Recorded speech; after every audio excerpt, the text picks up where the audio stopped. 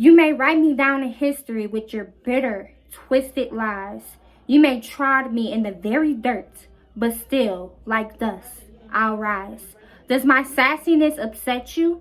Why are you beset with gloom? 'Cause I walk like I've got oil wells pumping in my living room? Just like moons and like suns, with the certainty of tides, just like hopes springing high. Still, I'll rise. Did you want to see me broken? Bowed head and lowered eyes, shoulders dropping down like teardrops, weakened by my soulful cries? Does my haughtiness offend you? Don't you take it awfully hard? 'Cause I laugh like I've got gold mines digging in my own backyard? You may shoot me with your words. You may cut me with your eyes.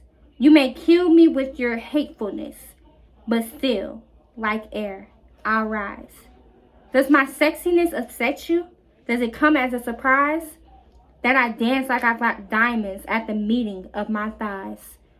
Out of the huts of history's shame, I rise. Up from a past that's rooted in pain, I rise.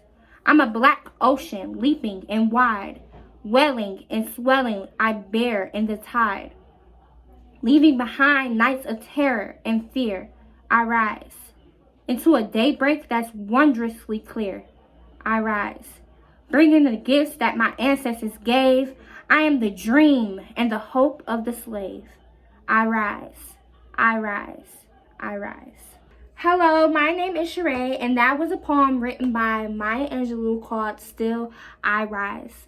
If you didn't know, March is Women's History Month, but for today's podcast episode, I will be specifically talking about Black women in history, or Black women in general, and the impact that they have on this world.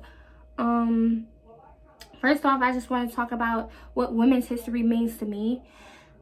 Well, women's history means so much to me because I'm inspired by them every day. Like, I'm inspired by them every day.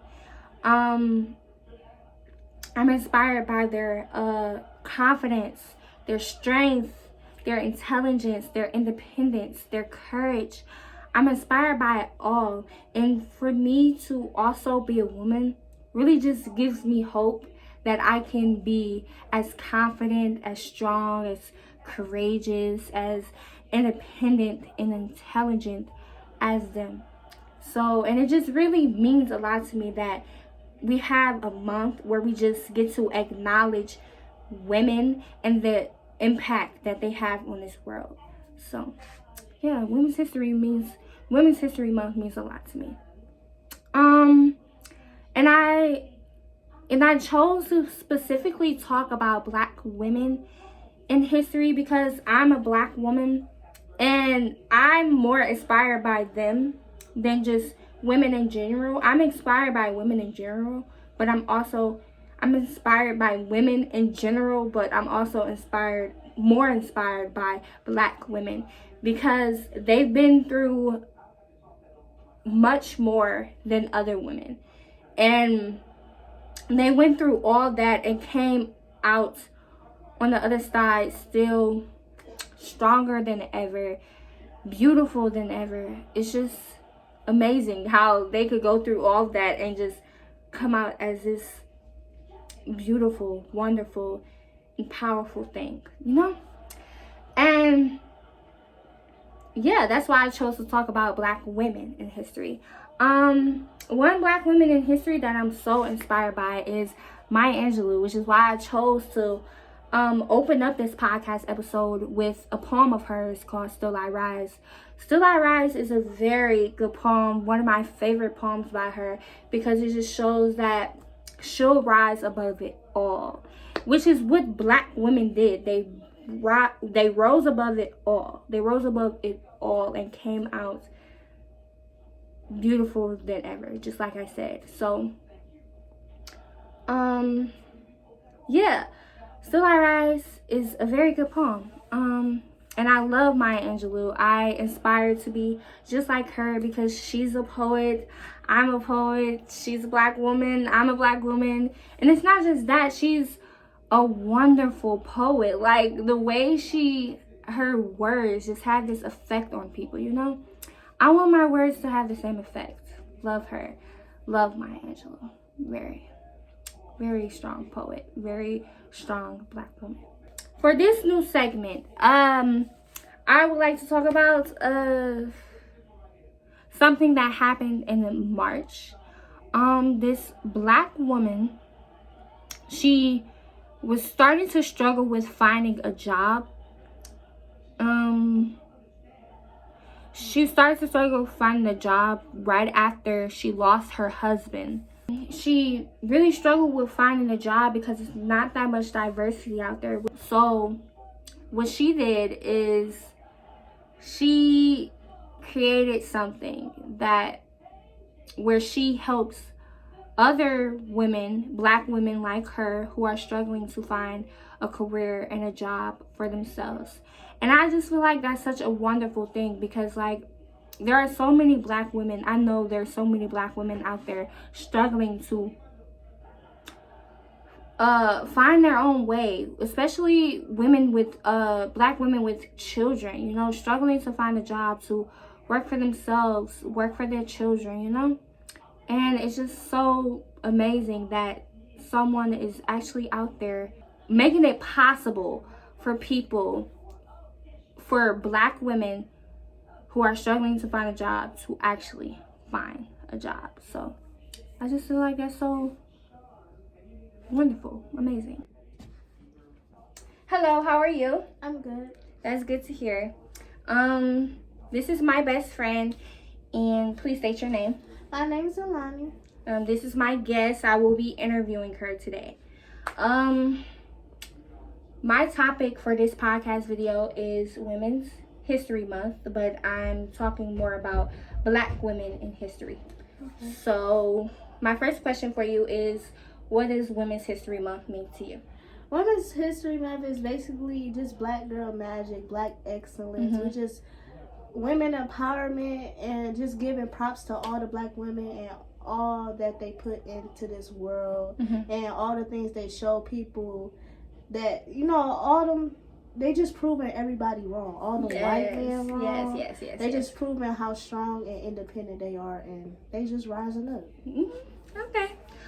What does being a Black woman means to you? Like, how does it feel to be a Black woman? Being a Black woman, it just means being strong, being mature, being beautiful, being independent.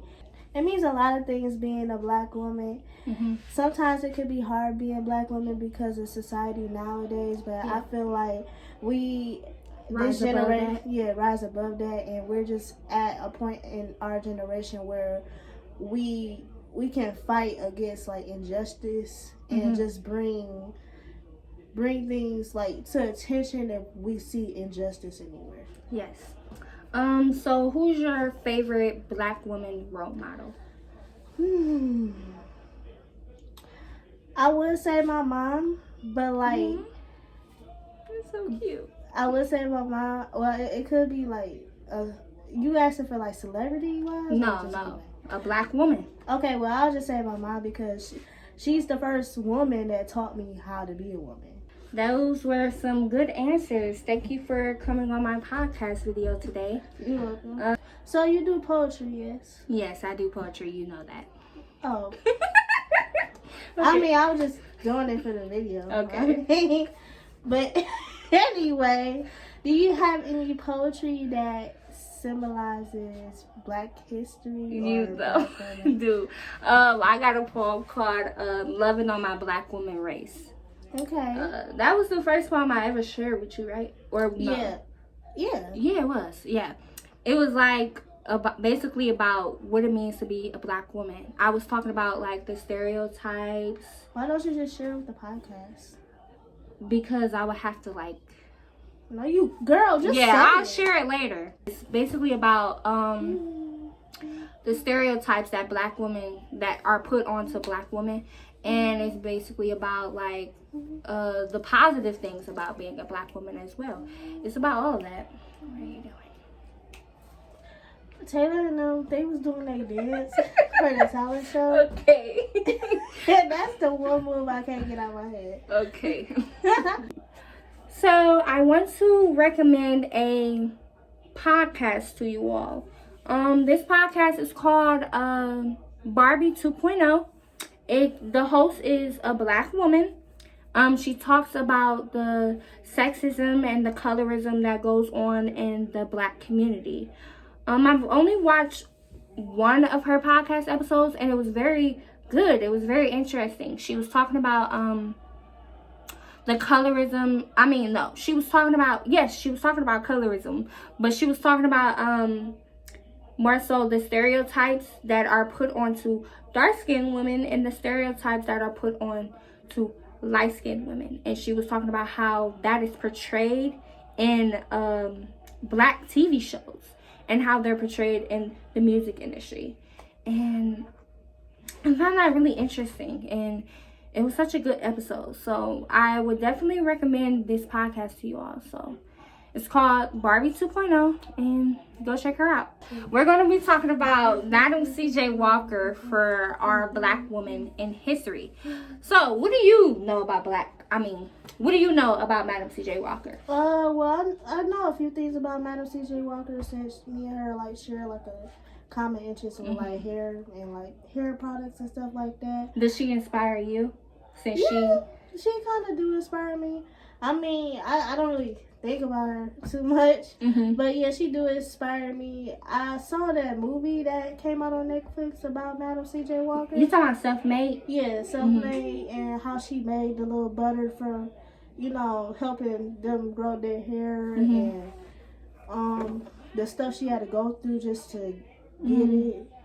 Okay, but basically, Madam C.J. Walker is the first female millionaire in America, female in general, and she's a black woman. Isn't that just something? She a black woman, and she was the first female millionaire in America. Period. Get that money. Props to her. I know she was the first black woman to own her own business, and she was just making a whole bunch of hair products for black hair. Cause our hair type is different from white people hair type, and we need different hair products than them. So she made hair products for our hair. It looked like back then that their hair used to burn. What? When they used to flat iron it and stuff and put that butter on it, looked like it used to burn. Like the smoke. Our hair smoke sometimes too, don't it? No, but it looked like it was sizzling. Our hair is sizzle, but theirs look like it's I know it was crunchy. That's the type of sizzling. It was crunchy. It looked like it would be crunchy. Maybe because they hair dry. Maybe. But then she make are you talking about before Madam C.J. Walker? I think that butter was helping them grow their hair, if they got bald spots. So it wasn't for moisturizer? I feel like it could be, but I think it was mainly for growing hair. What did it look like? It was just in this little can. It's at the that museum we went to when we had performed our poetry. Yeah, they had it on display in that little well, you remember where that little slave thing was at? Yeah, in that little room. Yeah, I don't remember seeing it. You still scared of it? I'm so scared to go in there. They be trying to scare people. I be trying to learn our history. No, it scared me too. I be telling Harriet Tubman started talking out of nowhere. She started talking out of nowhere. And then there was a slave master just started screaming out of nowhere. I was like, oh no, I want to go. No, it was the slave that started screaming because the slave master was burning him with the thing. No, he was whipping him. Oh. No, it was the burn thing. I could have sworn. But it was at that museum. Yeah, but anyway. Scared to go in there. It was like this. It was what? It was a hair shop or a haircut place. In the barber shop. Yeah, they on display. Had Madam C.J. Walker jail. I think I remember I think I remember you talking about that when we was there, but I don't think I saw it.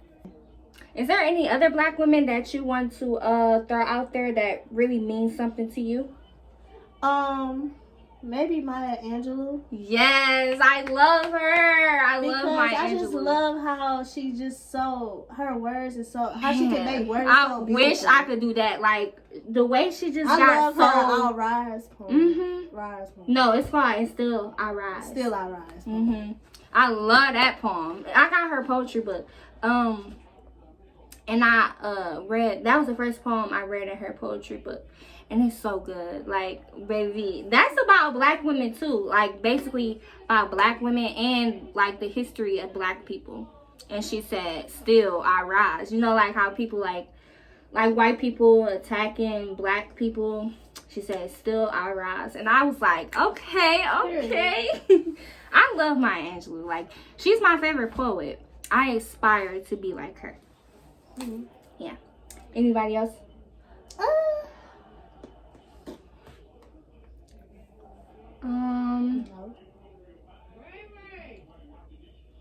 That is so rude. Like, so. Fact of the day. Madam C.J. Walker, a black woman, was the first self-made millionaire in America. The first black female entrepreneur. The inventor of specialized hair products for African American hair. She founded the Madam C.J. Walker Manufacturing Company in 1906 with the wonderful hair grower, a coconut oil and sulfur formula to treat black women's scalps and hair. Let's talk about like some black actresses that's really killing the game right now. Oh, Angela Bassett. Yes, Angela Bassett, bro. When they killed her on Wakanda Forever, that made me mad. Remember, they didn't really have to do all that. Remember, it was my first time. Killed the whole family for what? You could at least let her have her mama. Like, remember when it was my first time watching it, and before I watched it, my brother spoiled it. Talking about, oh, Angela Bassett got killed. I was like, bro, I was so mad, and then I didn't even want to watch it for real, but I watched it. And that was bold. They killed her off. Like, what? But love her. Viola Davis, love her. Taraji P. Henson. Yes, Taraji P. Henson. She can act. I loved her in Hidden Figures. Loved her in Hidden Figures. That was a good movie too. Katherine Johnson. Yeah, Katherine Johnson. She is was a great mathematician. Loretta Devine. Yeah. Loretta Devine, she's a good actress, but she always dying. Like, you couldn't give her a role. Bro, she always dying. I was just watching. And if she don't die, she was just like a rude person throughout the movie. Man. Like, Jump in the Room, she was the I was just watching Jump in the Broom, bro. What she did on there was so good. I remember when she died on Big Happy Family. That really made me sad. And then Kimberly was like, Mama. I was like, girl, don't say mama. Right, with your rude self. I swear, I don't get people who rude to their mamas, they black mamas. Like, I don't get that. I mean, I understand she was raped and all, but that's why you mad at your mama. Your mama didn't rape you. Like her mama brother, because she said she was raped by her uncle. I don't know if it was her mama brother. I don't know, but I know she was raped. She didn't have to be rude to her mama like that. Like me, I could never be that rude to my mama. She had so much animosity, like she used to beat her. Man, this podcast episode is sponsored by Carol's Daughter. Carol's Daughter is a hair company, black owned by a black woman named Lisa Price. She sells black hair products for black hair. I haven't used all of her hair products. All I've used is the shampoo. I can't really use the conditioner just yet because I have locks and I can't put conditioner in my locks just yet. But I've used the shampoo. And the shampoo is wonderful. I mean, it leaves my hair moisturized, soft, clean. And it smells so good. Like, it smells good.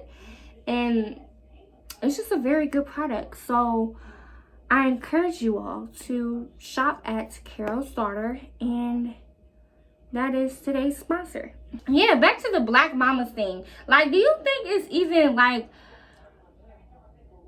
do you think that's okay to be rude for black children to be, you know, African American children to be rude to their mama like that? Be rude to my mama. Wouldn't there? Everybody got this stereotype about black mamas where they just don't tolerate any disrespect, and I feel like that's true. And like they don't tolerate black mamas any disrespect. be more harder on the boys than I feel like with girls, because I feel like men, they gotta really know how to treat women. I disagree. I think black mamas be more harder on the girls than on the boys.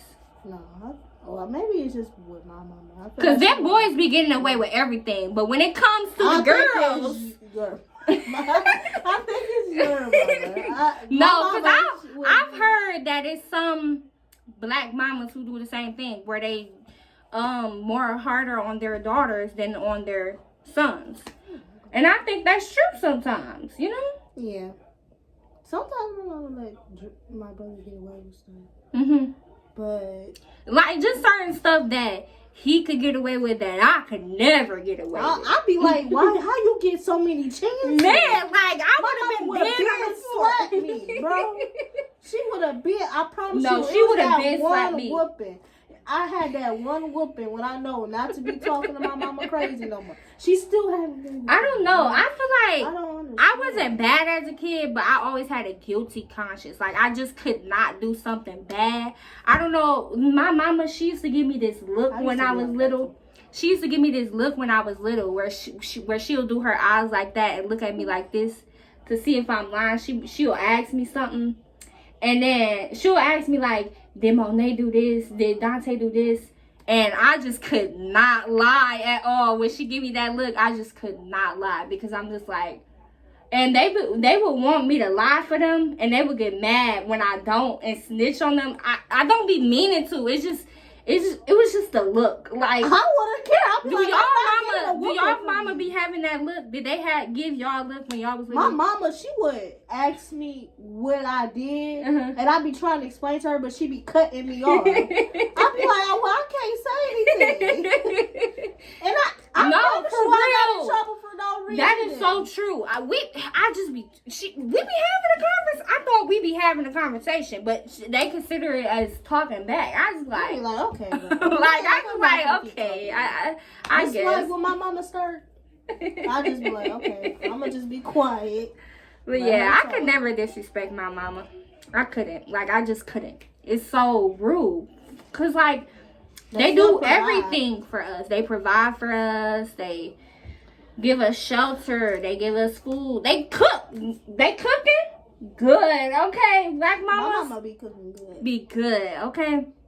Your mama chicken Alfredo, so good. I love her mama chicken Alfredo, and I love my mama steak and potatoes. Her steak and potatoes so good, bro. I swear. I want some macaroni. Her macaroni good. Her macaroni is so good. She could cook too, and I think she get it from her mama. Mm-hmm. But my mama, she don't let nobody in the kitchen when she cook. So I know how to cook some things, but I haven't really learned anything from her yet, because she don't let nobody in the kitchen when she cooks. You know, some kids will be okay with it, but my mama, I'll be like sleep or something. Let's just have sleep. My mama cooking. She be like, Alani, come here. And I'll be like, bro, she want me to taste this food. I know what it tastes like, bro. Just let me taste it when I eat the food. What's wrong with being a food taster? I would love to be that. She already got you in the fridge. Like, I can eat it when it's my time to eat. I would want to be that, a food taster. My mama do not let nobody, I'm telling you, she don't let nobody in. Like, when we going through the kitchen, she gets so mad. She let me taste it after every adjustment. Let's just say I put a little more salt or something. Mm-hmm. She add more salt, I'll go back in the room. She called me back up there to try it again. I'll be like, bro, I don't. Let me try it when it's the food. I don't know. She critique her cooking a lot, but her cooking is so good. Well, I don't know why my mama do that. She be like, she be letting me try. Like, when she done cooking the food, she say, okay, try the food, and then she'll be like, you can be honest. You can tell me if it's nasty. You can tell me all that, and I'm like, oh no, it's never nasty. It's good. She be like, you sure? You sure it's good? Like, you could tell me the truth. I'm like, it's good. Even if it wasn't good, I wouldn't tell you that. Like, but it's never like never that. Nasty. Like, Yeah, it's never like that. Her cooking is so good.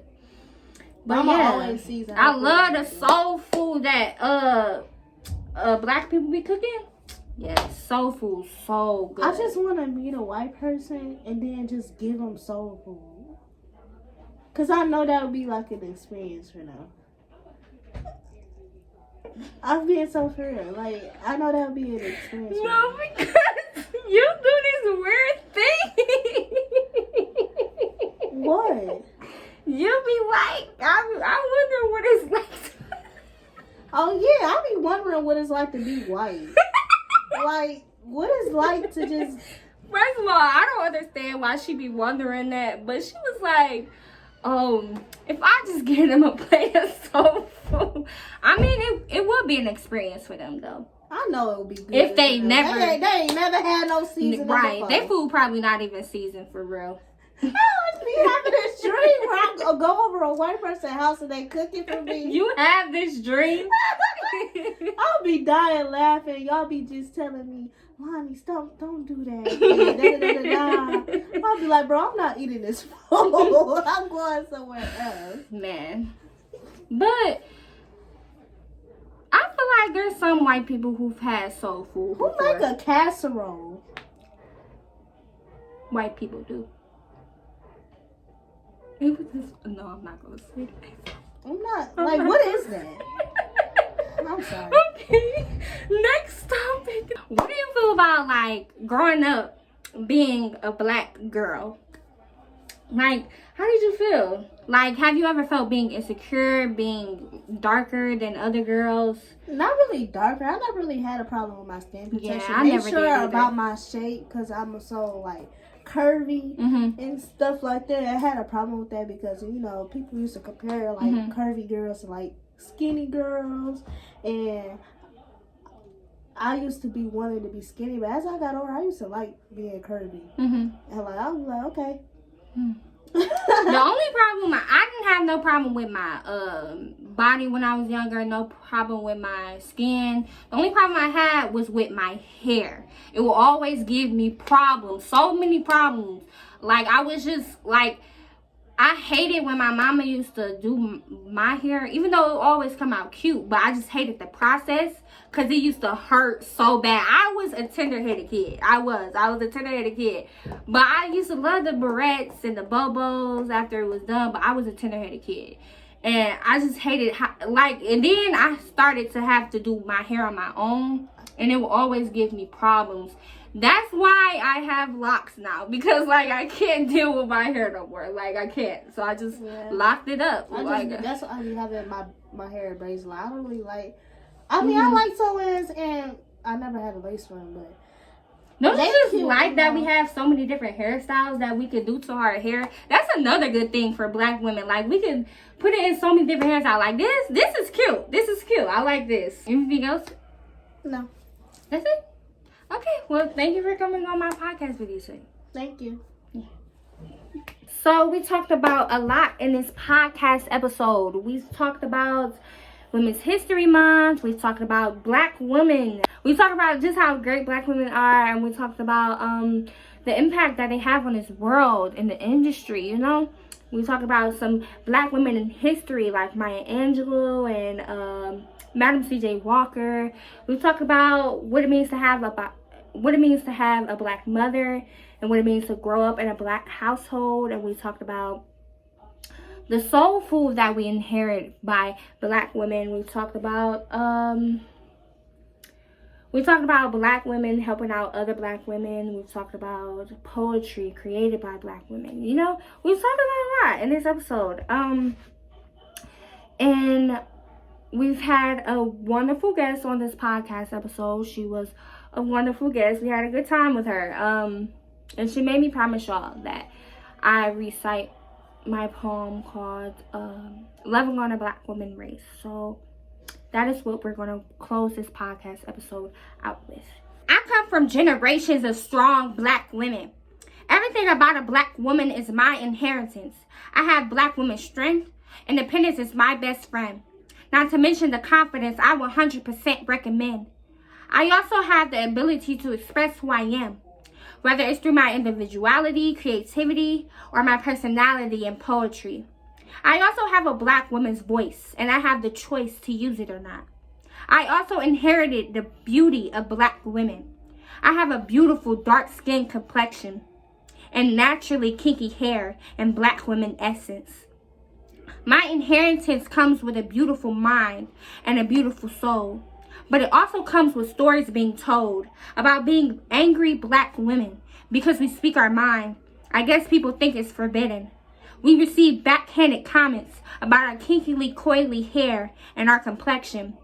But our black beauty is excellence. We are the face of the black race.